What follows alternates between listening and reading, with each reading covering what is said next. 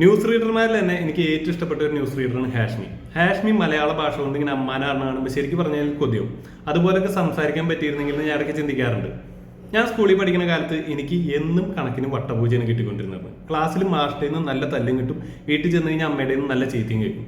അന്നൊക്കെ ഞാൻ ഹാഷ്മിയുടെ പോലെ ആയിരുന്നെങ്കിൽ ഇതുപോലെ കണക്കിന് വട്ടപൂജയും മേടിച്ച് വീട്ടിൽ ചെന്ന് അമ്മയുടെ നിന്ന് ചീത്തയും കേട്ട് കിടന്നുറങ്ങാൻ പോണ സമയത്ത് ഞാൻ എൻ്റെ അമ്മയുടെ മുഖത്ത് നോക്കിയിട്ട് പറയും, എഴുതിക്കൊടുത്ത ഉത്തരക്കടലാസിലെ അക്കങ്ങൾ കൂട്ടിയും കുറച്ചും ഹരിച്ചും ഗണിച്ചും നോക്കിയ ഗണിതാധ്യാപകൻ ടോപ്പ് കോർണറിൽ എഴുതി വെച്ചു വട്ടപൂജ്യം. വിഷമം തോന്നിയില്ല.